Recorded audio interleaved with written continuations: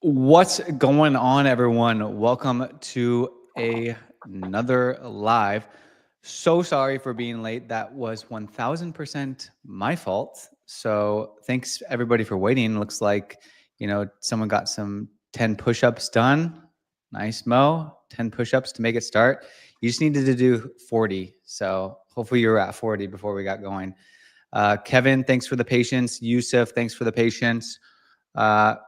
Everyone, thanks for the patience on getting this going. So we're super pumped. We're gonna get this going from the jump. I know we moved it to 10:30, but you guys get 10 extra minutes. So Merry Christmas to everyone who celebrates that. So, but we are here not because of me. We are here with our special guest, Josh. Josh, welcome. How are we doing? I'm good, Austin. Thanks. Yeah, the chaos of tech, but at the end of the day, we're here, right? So that's all that matters. It's 1000. Someone said 10 a.m. and then somehow I saw 10:30 and then I sent an invite for 10:30. So that's my fault, but we're gonna get this show on the road. Josh, welcome. Firstly, maybe give a quick little intro of who you are, what you do, where you're from, all that good stuff. Yeah, of course. So Josh Whitfield, as you can see by the cute banner on the screen, I'm the founder of Content Marketing Media. I'm so technical that I couldn't even figure out how to get my own background sign to face the right way. But hey, that's life, right? So I'm in Phoenix, Arizona. So I'm in the place where during the summer we kind of congregate inside, whereas contrary to the everybody else during the winter where they do the same. So, but it's not too bad. I think it's only going to be 105 today, so it's much better than 120. Brutal. Yeah, it's rough. But we're blessed. You mentioned Christmas earlier. The holiday season. We're playing golf at 70. Yeah, Everybody else is getting snow. So this is a true. little bit about me. I mean, I think I'm kind of unique in the sense that like I don't travel the world. I'd like to one day, but my background is I was worked for a really really big insurance company, a Fortune 500 insurance company. Used to start off adjusting auto claims when I was in my 20s. Worked my way all the way into a data and analytics product manager where we saw four teams like doing automation and data science before this thing called ChatGPT came along. So right around that time, I started. I found content marketing media. Believe it or not, I was actually laid off from that company along with 3,000 other people.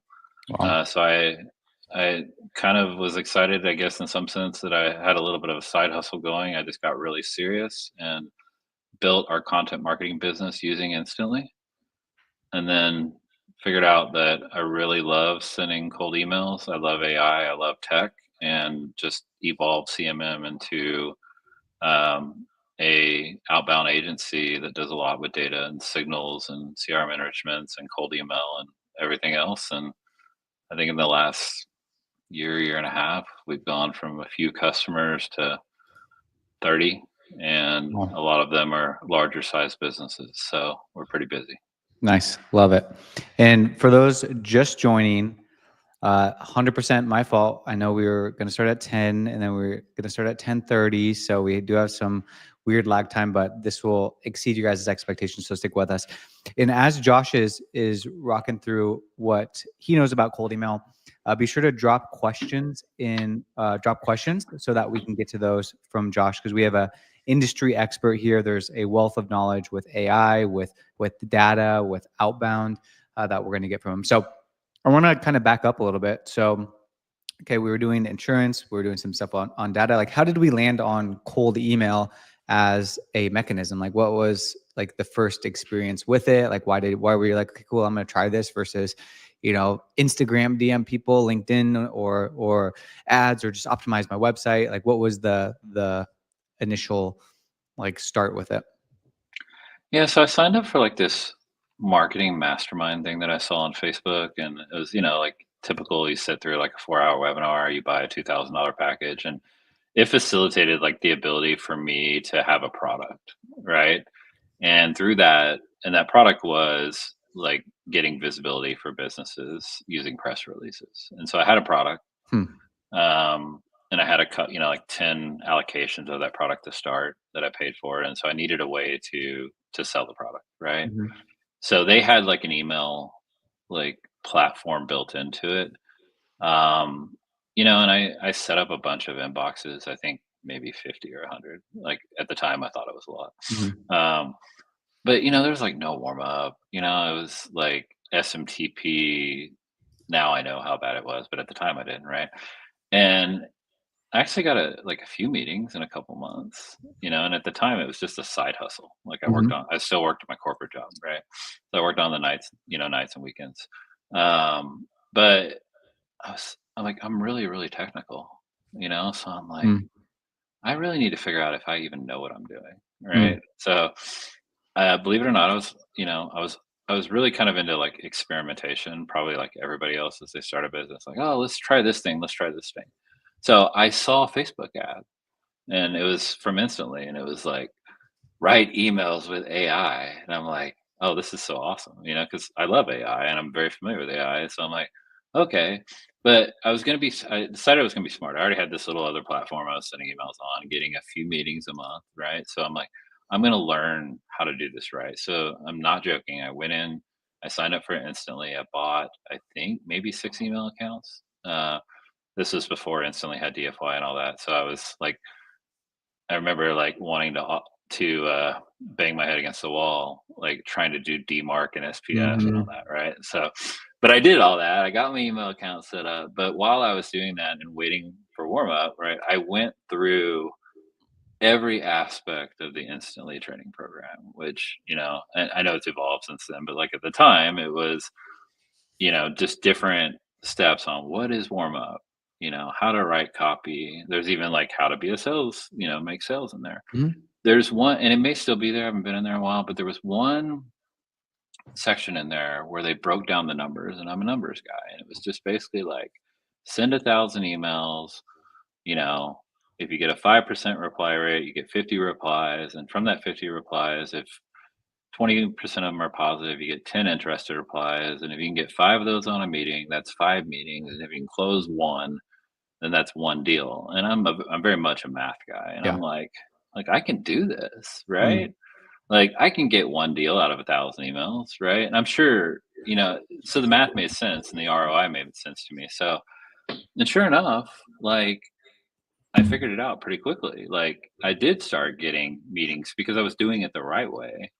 But I had a press release business, and right about then, ChatGPT came out. So I enlisted my brother to start working with me, and we started using ChatGPT to write entire press releases with AI, Wow. and then we'd send them to businesses in an email. So, like, imagine receiving like a personal press release Yeah. that's written for and, like, it worked, like, we Nice. didn't close everybody, but it was like it was a great lead magnet, all with text. It was, Mm. we would do it manually because there was no API calls at the Yeah. time, right?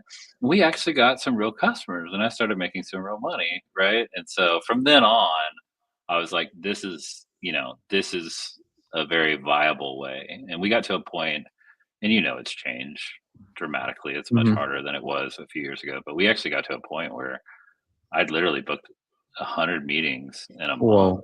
for myself, and I Wow. think at the time we were only using like 200 email accounts, like, so and I don't I you've been around a long time like I have, like, I was in my mantra was I would go into Facebook, Instantly's Facebook, and I Yeah. would just share screenshots, and you can't imagine, like, how many emails I got that were like Yeah. not message I got, like, "This isn't real, la, la, la," but it was, right? Yeah. And it was just because we were using that press release strategy and sending out a bunch of emails and getting a lot of replies, and we grew, we got to a point where we had, like, 10 or 12 recurring paying customers just for that business alone. It was every aspect of it was all Instantly.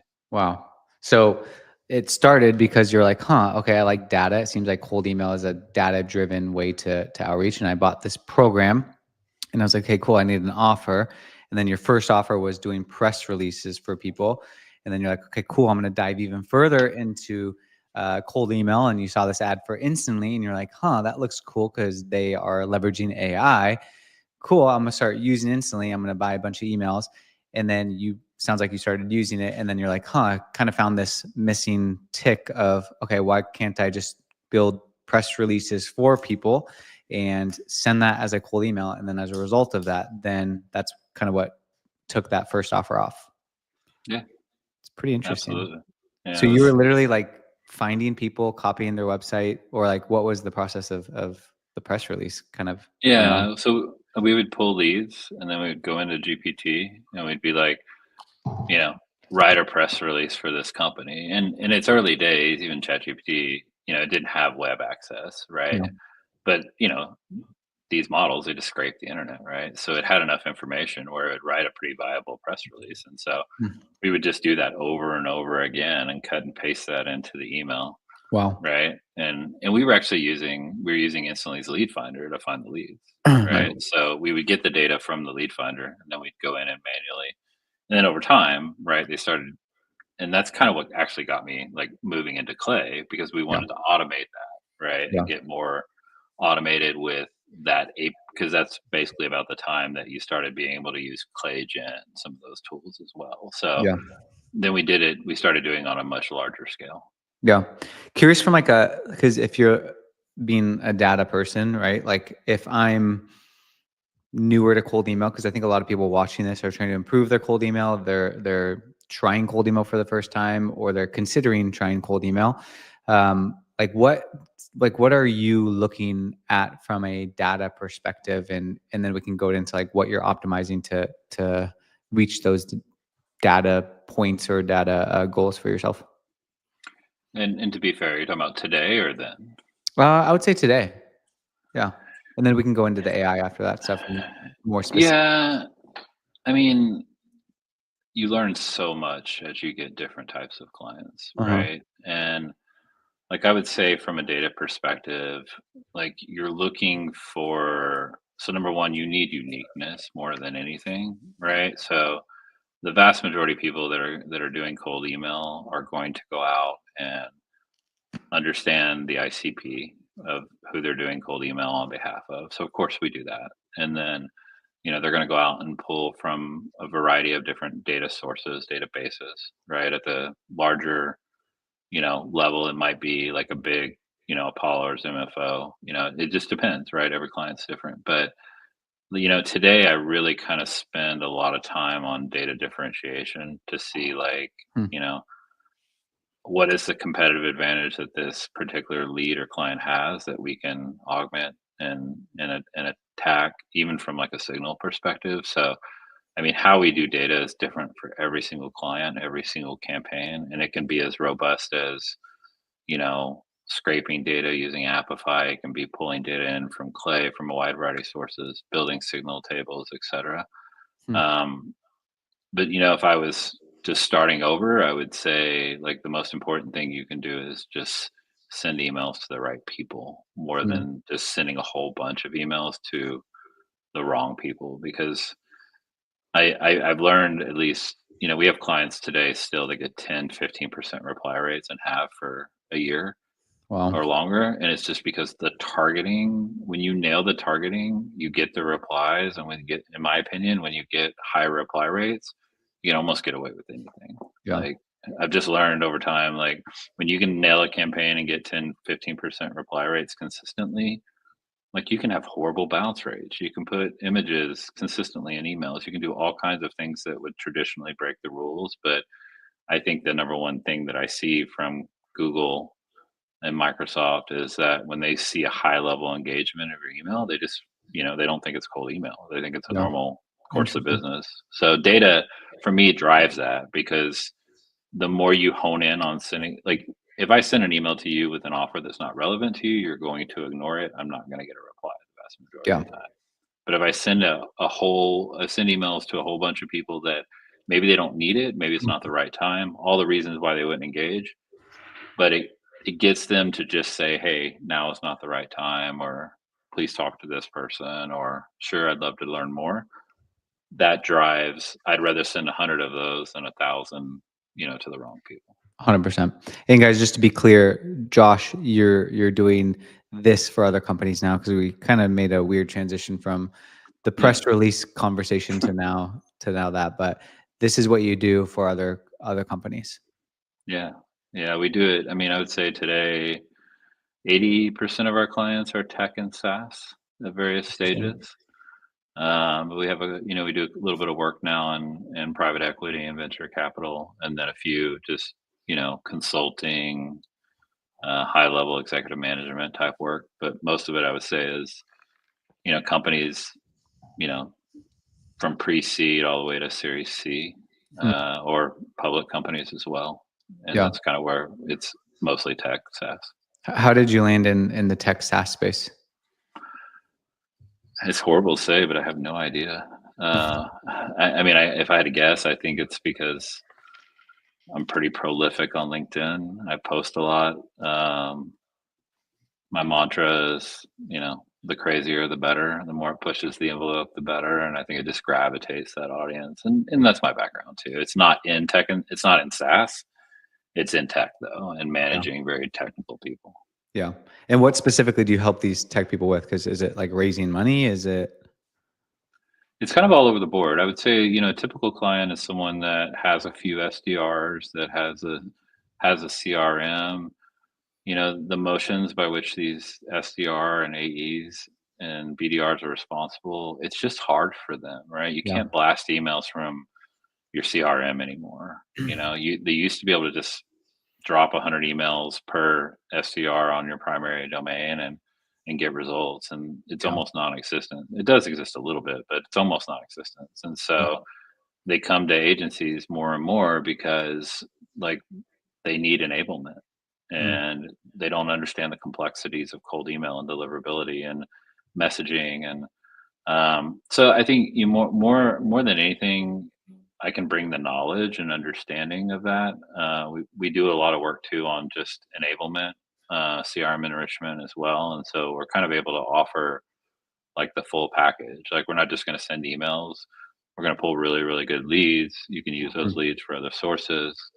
Um, and we do a lot of work with companies as well, just helping them develop the motions as a whole, mm, not just sending emails, right? And I mhm. think that's kind of the value proposition that more and more companies are coming to us for, is like, these guys understand AI. They understand that maybe I shouldn't spend $500,000 on a solution on a 1-year contract when all I'm getting are these 2 or 3 things. Yeah. Right. Makes a lot of sense. Um, Guys, keep dropping questions in the comments down below, and we will get to those here in a few minutes. We're just gonna get some things warmed up with Josh here. So, okay, so we're helping SaaS companies with SDR, mostly SaaS software tech industry. And one thing that you mentioned just now, and we're going to get into like more of the data stuff, was like the full circle, the full scope, like the strategy of why we're even using cold email. Can you talk to us a little bit about like that type of process? Because I think a lot of people go into cold email and they're like, oh, if I just send my offer to as many people as possible, then I'm all of a sudden going to get all these leads and my life is going to change and everything is going to be great. So what is like your process that somebody watching this could pull for themselves or for their clients on just coming up with the initial idea or the campaign? Yeah, so like a couple things. Like, number one, I don't pretend that I know everything. Like, some of my clients do some highly technical stuff, right? So, with a client, we kind of start off by, we just ask a lot of questions, right? And just really kind of understand their business. I've yet, maybe one, but of all the clients we've ever had, I think only one has ever not had a client before they engaged us, right? So I'll ask them, like, how did you get that client? You know, did you record that call? Like, what did they, what was the value proposition that you're offering? Like, we try to understand as much about the business as Mhm. possible, right? And so gathering information is important. And then secondarily, like, you I mean, I do mostly tech and SaaS, but I have clients that, do highly complex things as managed service providers. I've only had to learn and understand the world of finance and venture capital and private equity, right? And so Mhm.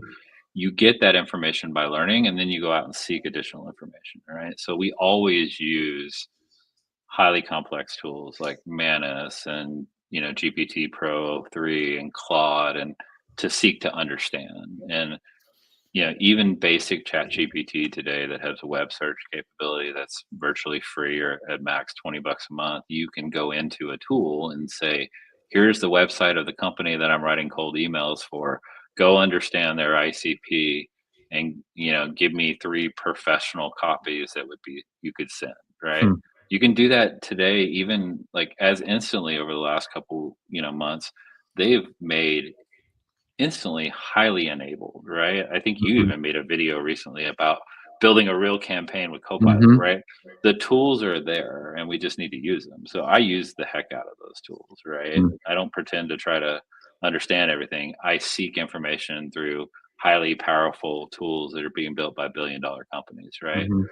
And then we experiment, right? And so, as I mentioned earlier, Austin, I mean, I think it's highly important. I very much believe in, I think volume does matter as Mhm. long as it's to the right people. And so I use kind of simple math and say, like, if I can pull 1,000 leads and they're the right people that match that research I've done up to this point, then I'm gonna send them. But I'd Mhm. rather send 100 emails to the right people than an extra 900 that are just a guess, because Yeah. there's almost no chance they're going to reply, and that Yeah. just kills me, right? They may reply and say, like, leave me alone, right? But so, if I were starting over, I would say, number one, get a couple good AI tools because they can Mhm. answer most of your questions, right?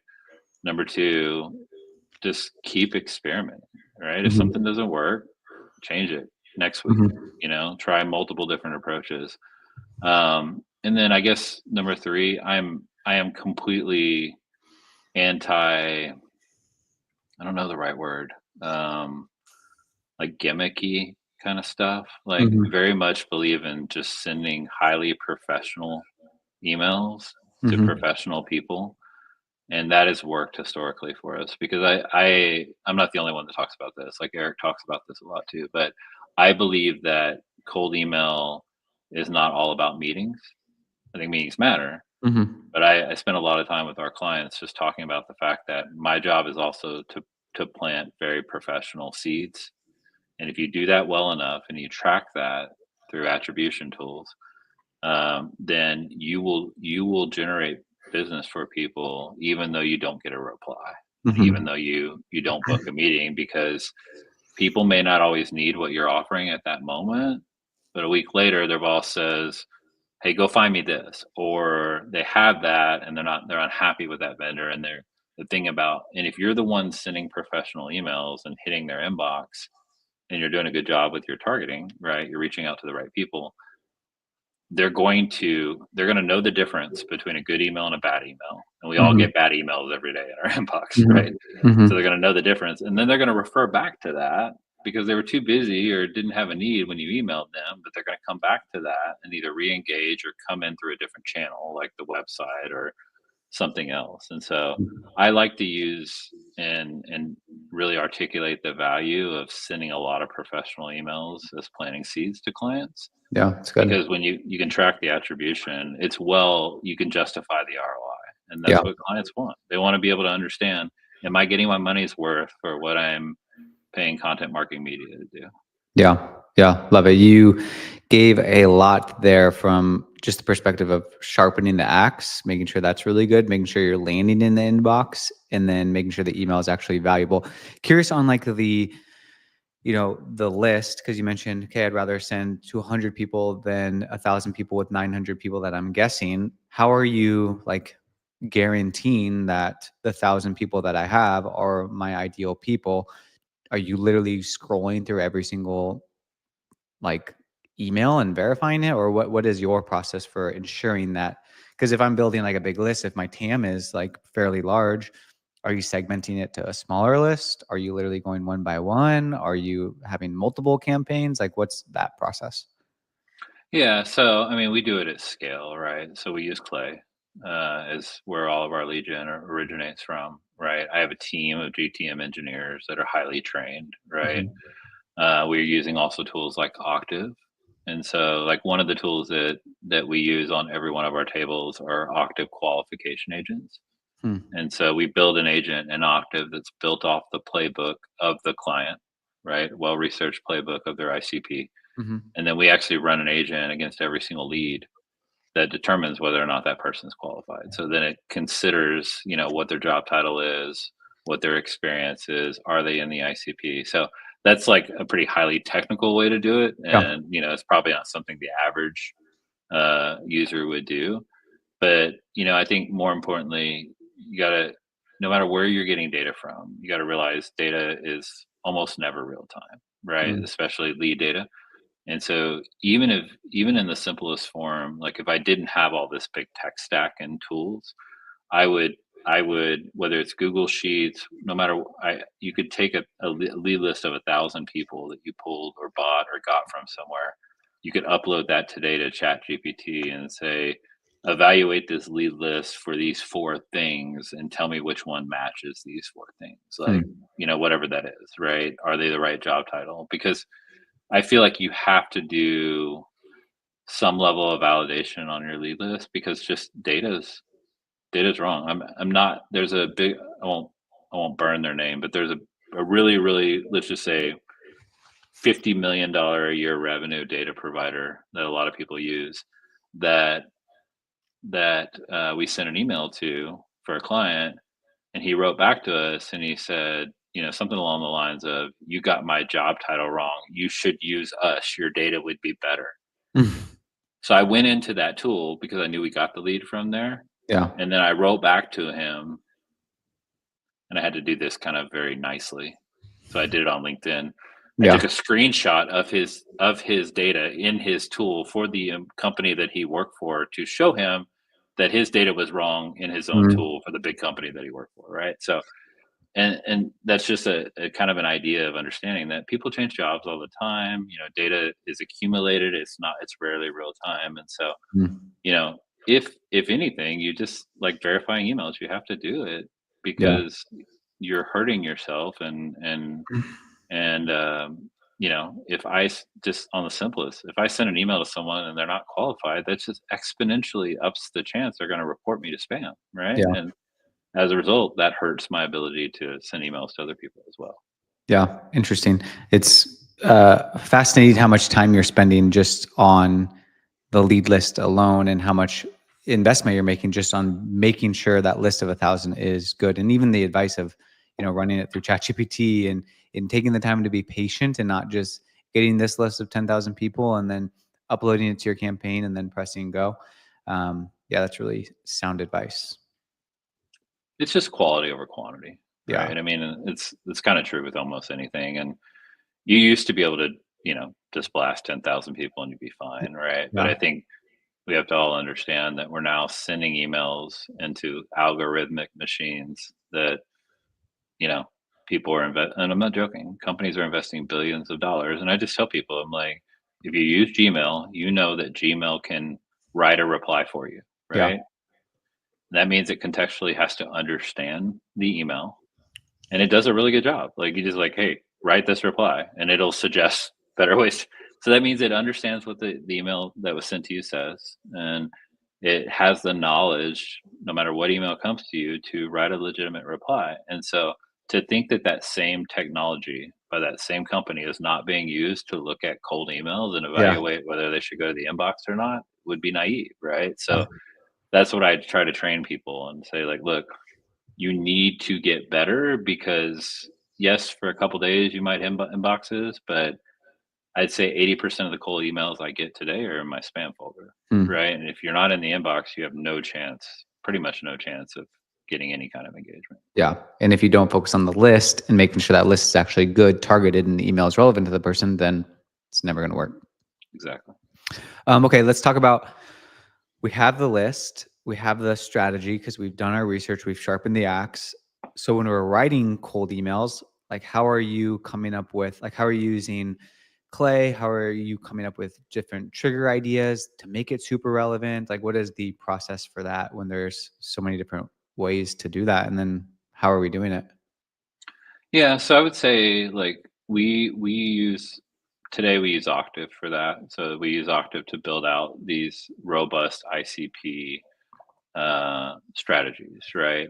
And I would say we spend a lot of time building out our Octave agents to write the copy for us. And it's just made a huge difference, right? Because I very much believe in the mantra of professional emails, not gimmicky, et cetera. I think where we put the effort today on a given client is a strategy, right? Are we taking a value based approach where we're leading with value? What's our CTA? How long and how short the email is? What's the, conversation level? Is it is it at a, graduate degree email, or is it, written like a fifth grader, right? Mhm. And Octave kind of gives us those capabilities, and Hmm. we orchestrate all of that through Clay.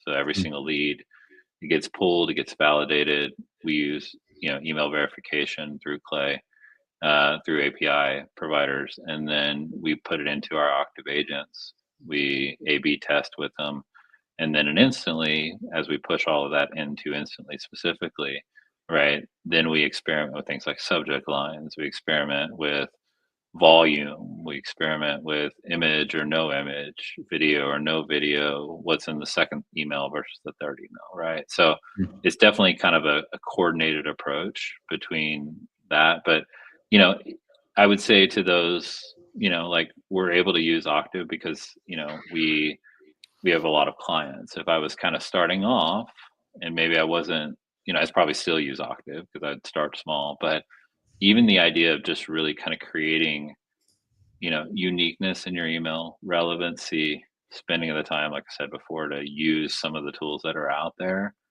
Like, I'm not a copywriter, right? Hmm. And I used to consult and get feedback from copywriters, but I now would just use the tech that's out there to help me come up with different variations of Hmm. campaigns that I can create. And if it didn't work, I wouldn't keep doing the same thing. I'd try something different. Hmm. I'm curious to learn more about Octave for those maybe who have never heard of the tool or have never even considered using something like that. Like what specifically is like the process of using that, and then like how are you using a tool like Octave? Because I mean, a lot of these tools can be overwhelming to many people, myself included, when there's so many different things out there. Which one do I use? Clay, you mentioned like a bunch of tools just in this conversation. Like Octave specifically, that's building your campaigns is what you're saying, and it's creating the trigger events, if I'm not mistaken. Yeah, yeah. So let me clarify a little bit. So, like, imagine that you had this brain, right? And you could set up a brain for every single client. And you Mhm. could program that brain with a good understanding of everything about that client. Like, you could take gong transcripts from every single sales call they had and program that brain. You could go in and look at their website, any kind of asset that's available. You can put in through Google Drive, etc. And so you build up this brain that understands what that client does, Hmm. and then from there you're able to execute, and you can add like reference customers, you can add competition, what their value points are, and you can do this interactively with the client, right? Hmm. And so the client, a lot of my clients use Octave as well, so they go in and they build out playbooks, right, of motions that they want to go for, right? So it could be product based, it could be solution based, it could be pain point based, right? All of the things that would ultimately derive what you would say in an email, right? Hmm. And then Octave also has agents. So within that tool, we use the agents where I pull a lead, let's just say founder, company A, SaaS company. I can cross reference that lead to that playbook and determine before I ever send the email, are they a good fit or not?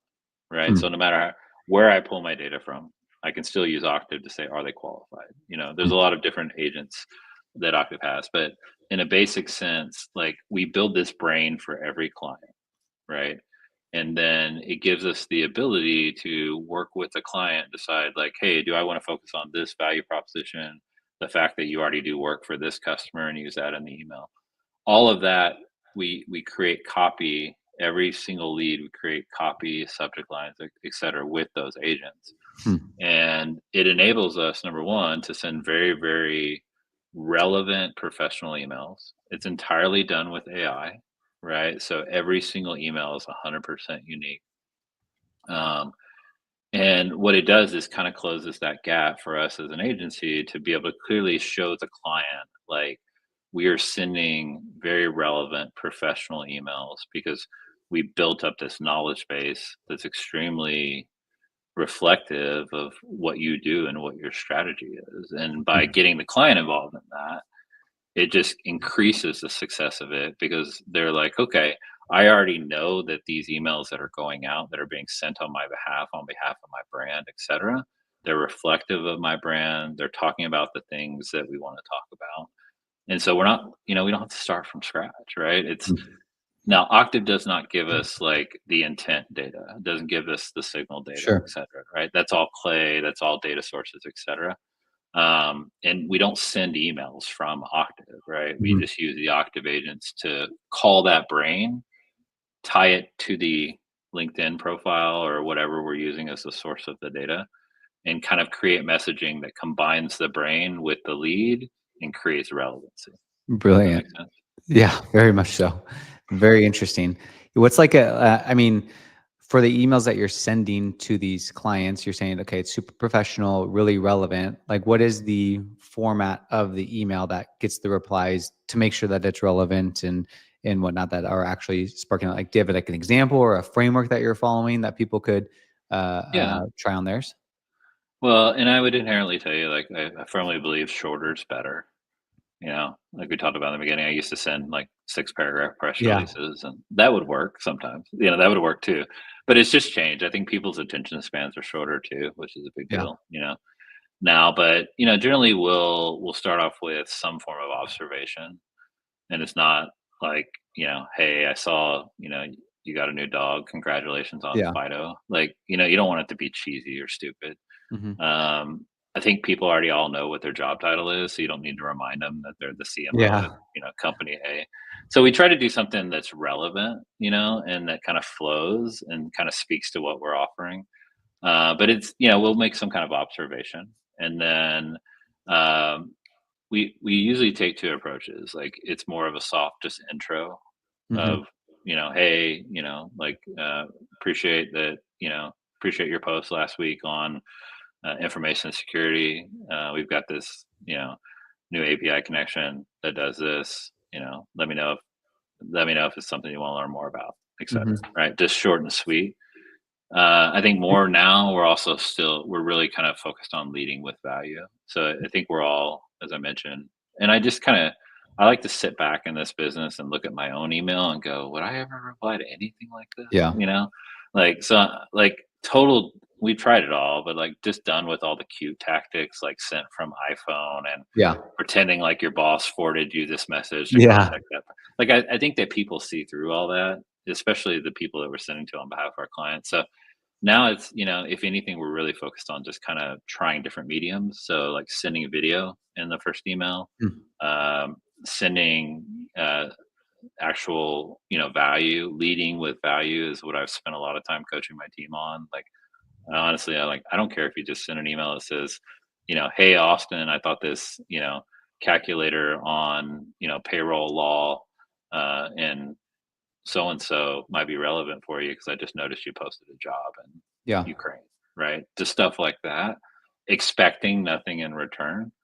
And that's working really, really well too. So it's just trying unconventional or, leading with value type approaches. But if anything I've Mhm. learned in this business is nothing ever works very long. So you Mhm. constantly have to be at, trying and, evolving. Mhm. Almost always, like, with every single client. Every once in a while, you strike gold, and it works for a long time, and we Sure. have a few of those, but the vast majority of them, it's just a constant evolution every single week. Yeah. And are you pulling most of the relevancy that you're sending in the email from LinkedIn? Well, I mean, yes and no. I'd say, LinkedIn is the sole source for every provider of who has a job where at a given moment. Mhm. For the most part, I think that's almost true. But any of the bigger databases, right? I mean, LinkedIn is going to be the one where if you're like, I want the CRO at this company, it's going to derive from whether Mhm. that's the original tool or not. Um, but I would tell you more and more we're pushing towards just building highly customized scrape list, that are intuitive as possible, using Mhm. tools like Claude and MCP and Manus to go out and get mass amounts of data very, very fastly from website directories and crawling websites and stuff Mm. because it's just it's something that's really, really hard to do for most people. So it Mhm. gives us competitive advantage if I can get a conference list on some random site of all the people that are exactly in that industry versus, pulling the same, you know, 500 companies that 99 other agencies are pulling, from the same database. Sure. And using the same information from the latest post that they made, blah, blah, blah, blah. Yeah, exactly. Like Yeah. the more unique and relevant the data is, I think you just have to think about it like everything in any cold email is like human behavior, Mhm. right? Like at the end of the day, no matter how much fancy tech and everything you use to get to that point, Yeah. you're still sending a message to a human. And if you're unique and you write and talk like a human, then they're still going to go through the process of saying, do I want to engage? Do I want to reply? And Yeah. you kind of think about it humanistically versus like fancy techie. And Sure. I'm Mr. Fancy Techie guy, so don't get me wrong. But the more you just kind of break it down into like human behavior, and you're like, hey, if I can kind of point to something that's relevant that this person might resonate with, then they may engage. And that's, you got to get that before you get anything else, right? Yeah. Super interesting. It's like scaling the human behavior is kind of like what you're doing. So Yeah. when you're sending emails, are you strictly saying, okay, I have a list. Here's my list for the client, for myself, whatever. Let me upload these. Let me do all the Octave, Clay, all the data, and then I press send? Or do you have campaigns set up in a sense of, okay, if this, then that, then we can Yeah. send campaigns? And then what are some examples of that? And guys, for those watching, drop questions down below. We're going to get to some Q&A on your guys' questions, but curious on that end of things. Very much both, right? So on one end, we definitely have plenty of campaigns where we just go out, whatever the parameters of the leads are, or the ICP, we go out and pull the leads, run them through our Octave agents, send the emails, right? Hmm. Um, but we're more and more transitioning into, just, I know it's broadly used, but intent and signal based campaigns where we do a lot of research. We find very, very specific things to a business. So, not did Joe Blow get promoted or did they put out a press release about something? Hmm. Like, if it's a, managed service provider of API and load segmenting, through IT cloud infrastructure, then, do they have a GitHub repo? Do they, or have they posted something to their GitHub repo? Or are they Kubernetes users? Are they posting jobs, hiring very specific technical roles that are definitely indicative of that they're using this tech that this solution solves, right? For example.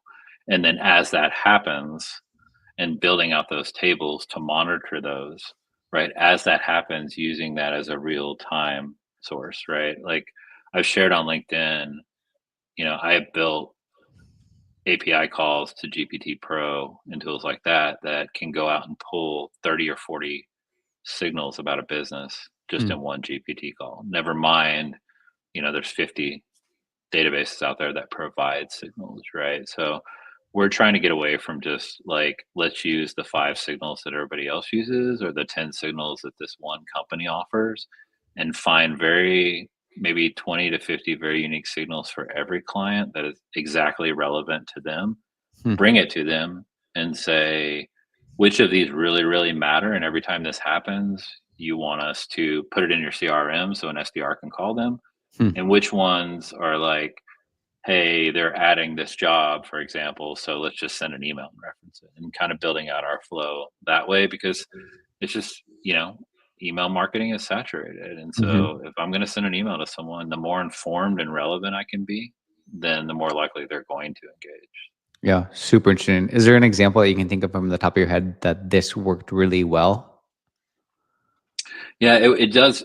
So I have several clients that do various aspects of like international work, right? Mm, Where like they become the employee of record internationally, or they become, they offer offshore recruiting, stuff like that from like a technical and SaaS platform. So I think it's a little bit harder in the United States because there's like these really huge vendors that do all this technical and SaaS, but mm, I see it working every day with, in the simplest example that almost anybody can do with just job postings, mhm, right? Because I think people look at job postings as a sense that, you know, that it's obviously always used in recruiting, mhm, right? And aspects of recruiting.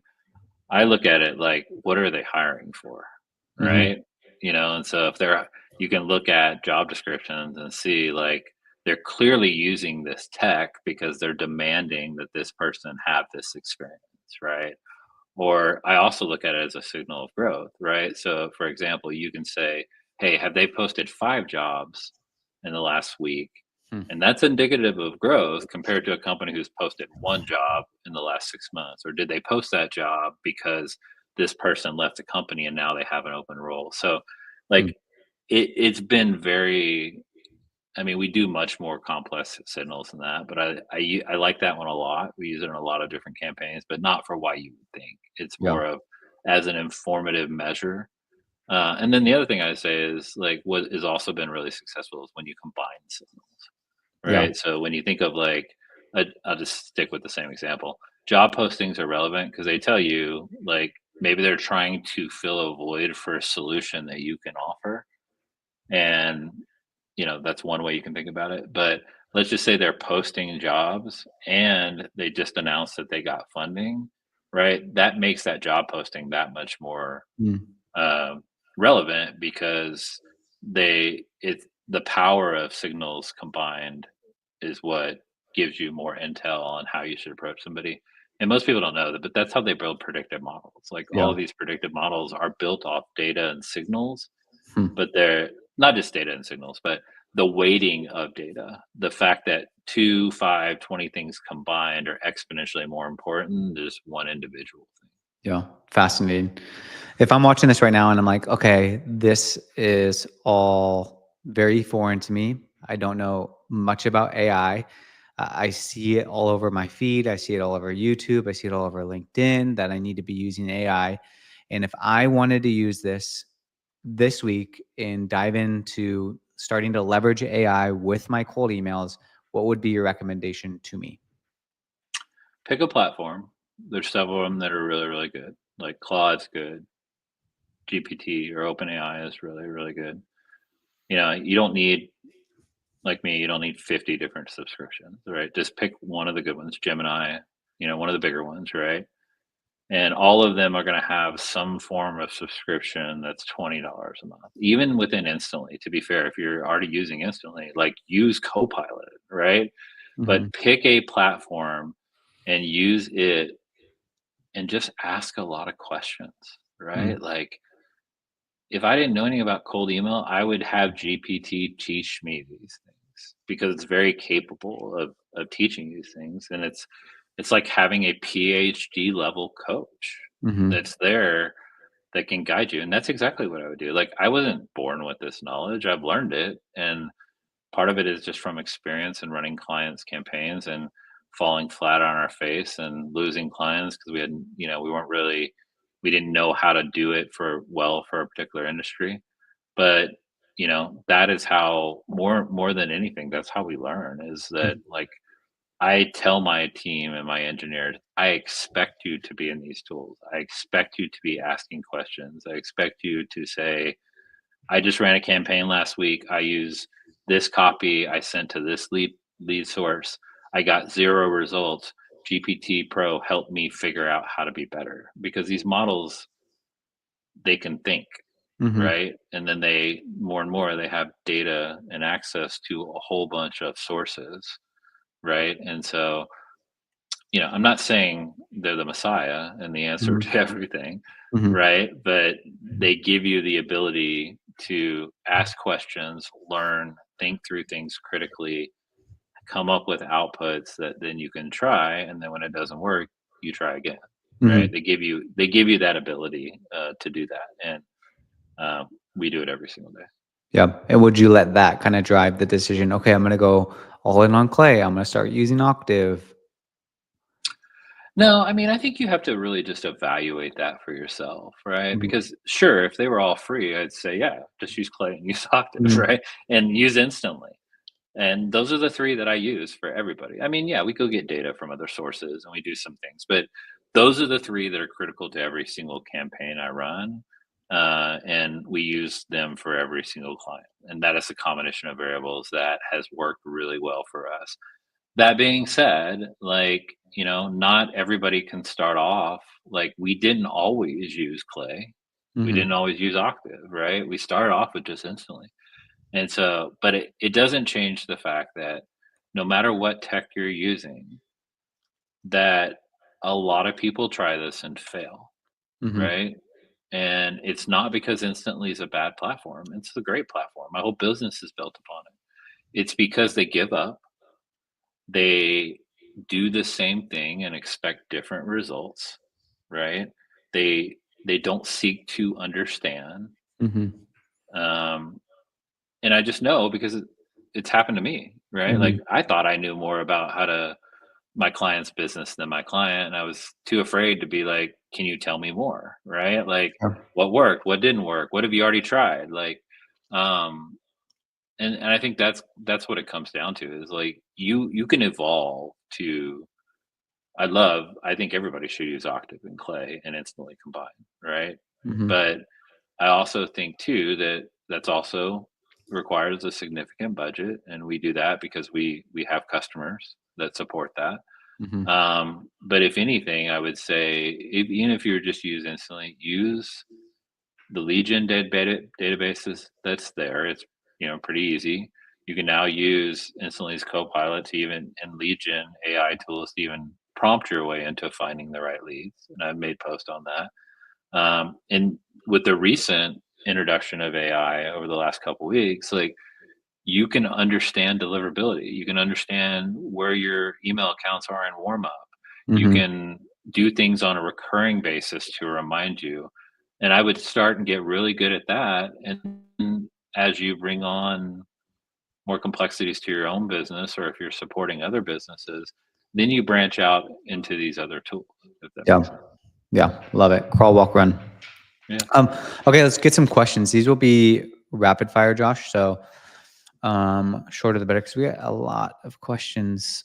Because I was selfishly asking all the questions that I wanted to ask. Okay, let's see here. How about this one? What does your initial email look like? Do you offer a demo / Loom before getting them on a call to integrate? Almost never. I mean, I Hmm. think, I think people hate asking for your time.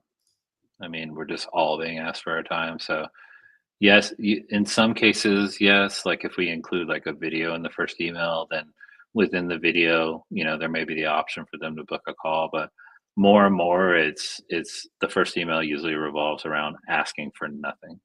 Mm-hmm. And just like adding value of some sort, Yeah, or just purely adding value. Can I send you this resource? Can I make you aware of this information? Can I share with you this observation? But I just feel like we honestly all have always gotten better results from the second and third email because we don't ask for anything in yeah, the first. love it. Mo, right now I have a demo ready to send for each prospect and let them know I can give it to them the moment of the reply, interested.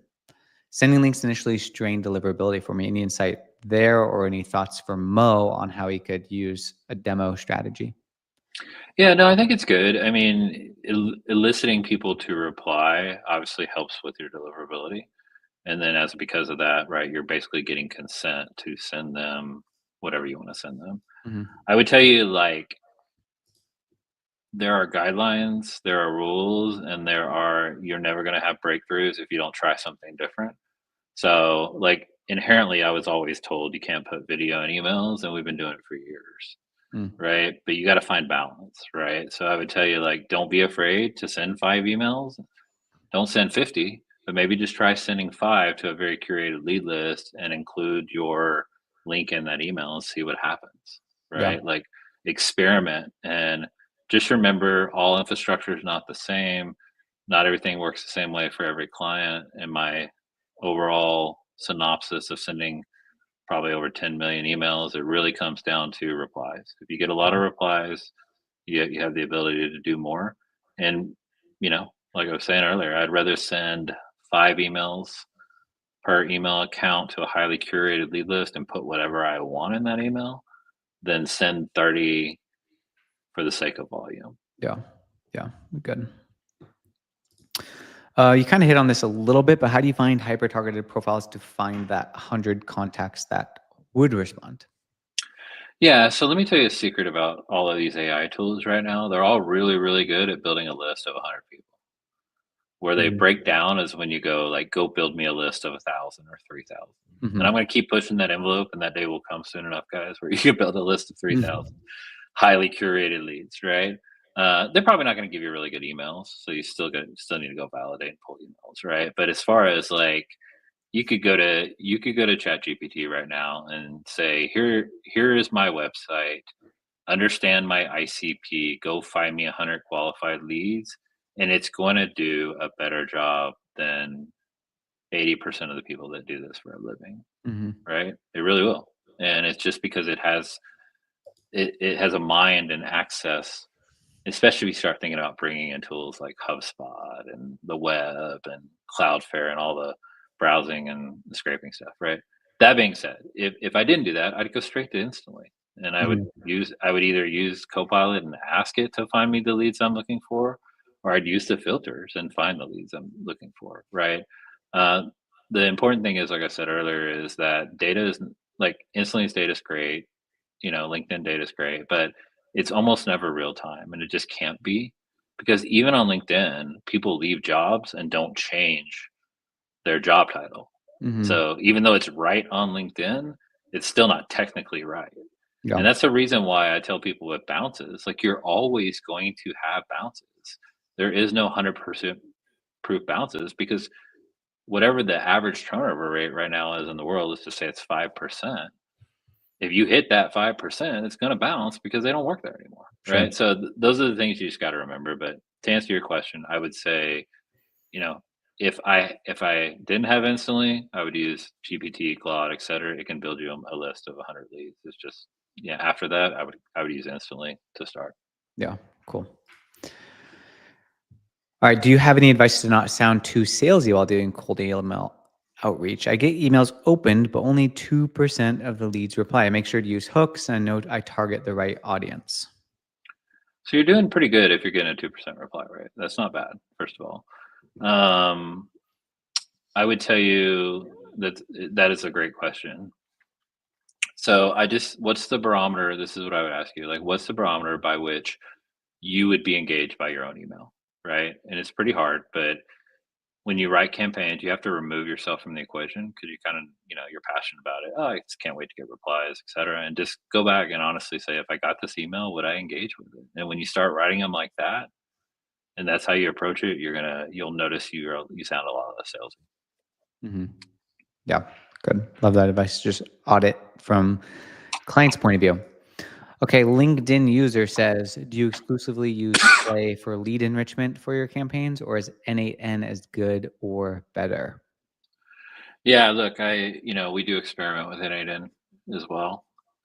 They're different platforms, but at the end of the day, it doesn't matter if you're using Make, Zapier, N8N, Clay, Instantly. It really kind of comes down to, you're bringing disparate data sources together in some kind of workflow, right?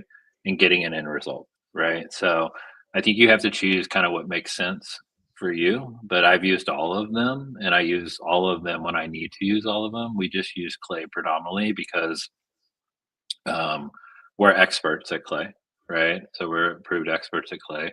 We get clients because of that as well, and it gives us the ability to orchestrate things at scale. It would be very hard to run the scale that we run in an ADA, if that Mm. makes sense. So it's more, but essentially with any of those tools I just named, you have to think of these tools as packaging API calls is what they're doing, Mm. right? And they're creating some version of an app of an API call to a third party provider.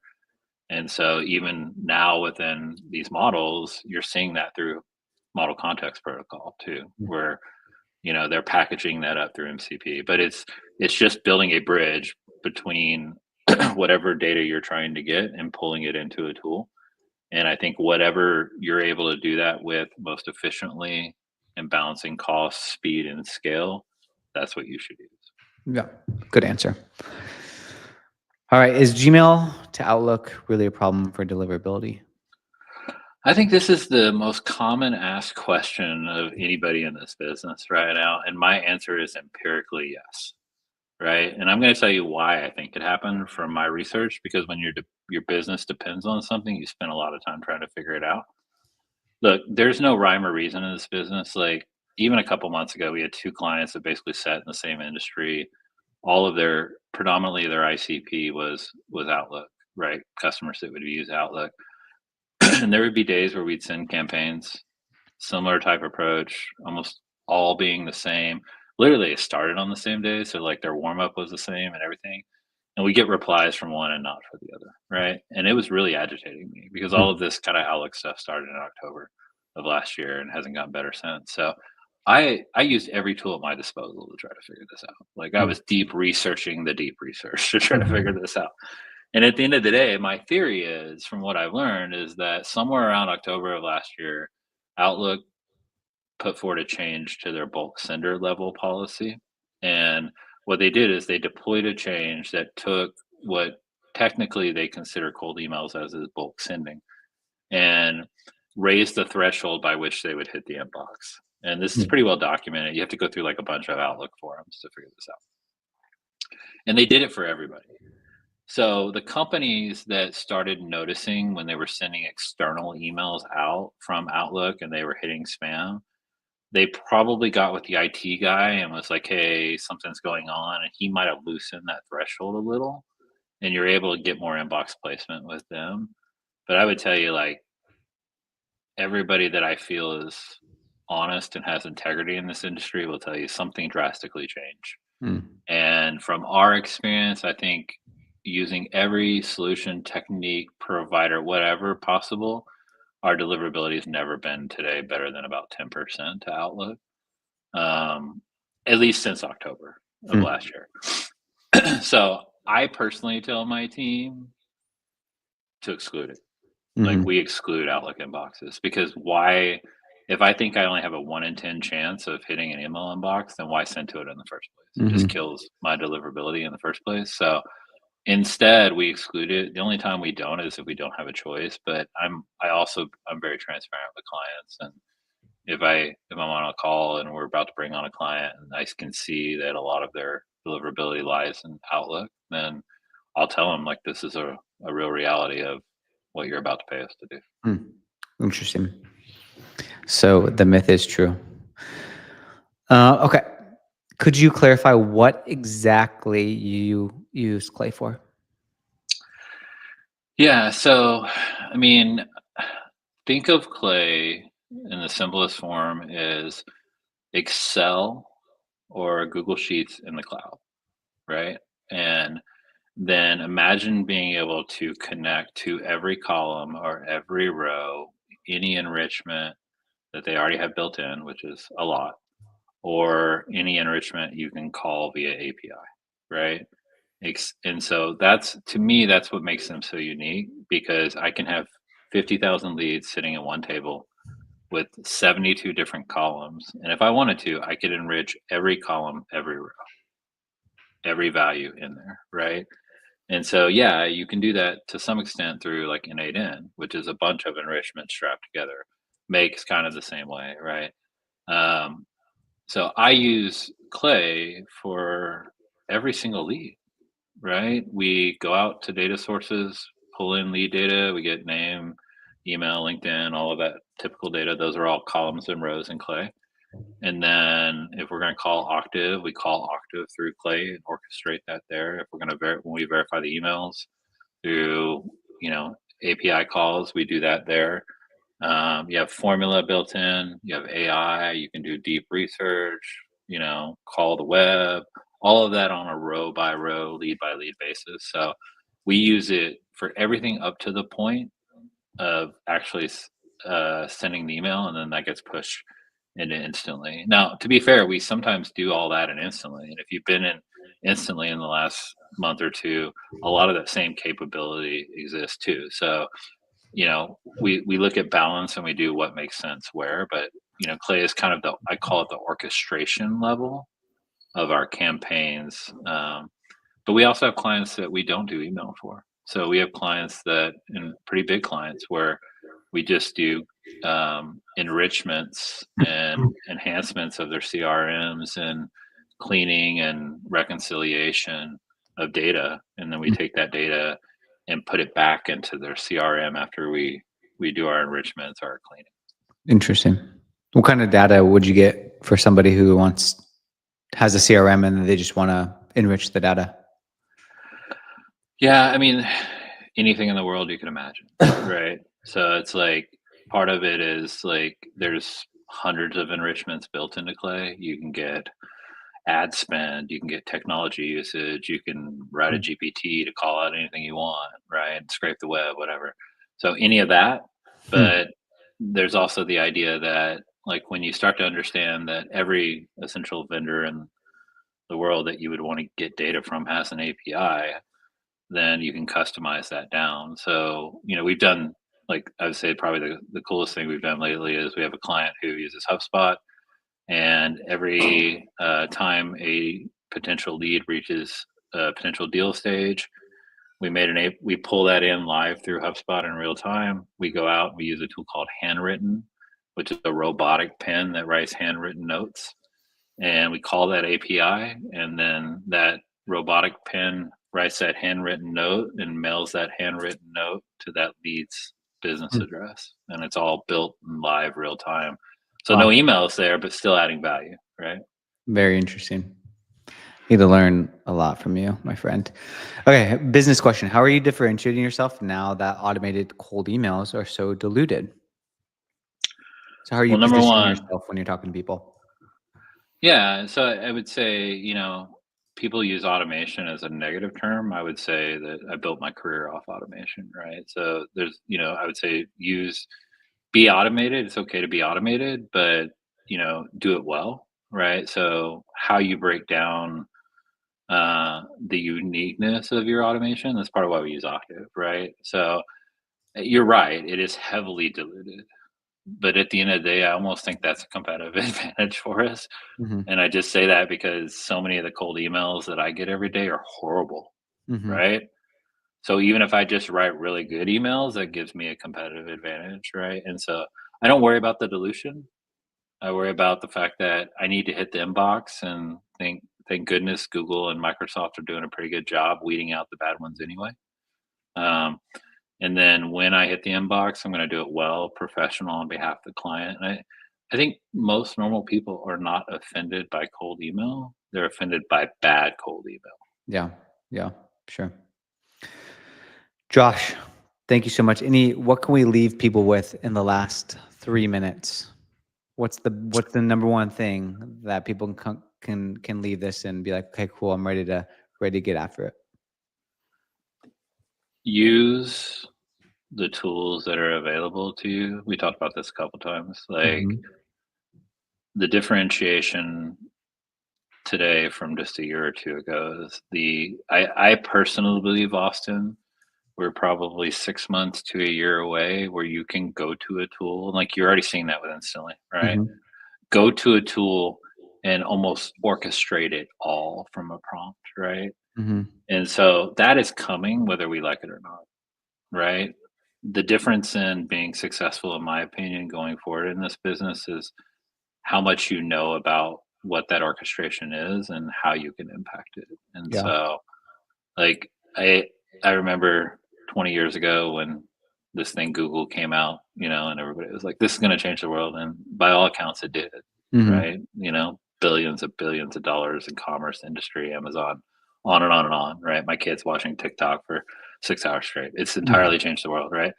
This is the I think I'm not doomsday. I think we're there with AI. AI is going to change. It already is, but it'll completely change the industry. And so, not just the industry, but everything, right? And Hmm. so, like, you have to know how AI is going to impact your business. And if you do what we do for a living, right? Like, we are well beyond the cute chat GPT stuff, Yeah. right? And instantly can already within their platform, you can build a campaign with AI, Yeah. right? If you're not taking that seriously, then people like me, we're just going to leave you behind because that's Yeah. all we're focused on, right? Is because it, it when more people can do things, then more people are doing it, and the more you have to stay competitive and do it well to grow your business. Yeah. Love it. Learn the tools. Don't be intimidated by them. Spend time in it. Talk to ChatGPT. I like that tip. Just have a conversation with it, see the possibilities, and then let that be the guiding force. Absolutely.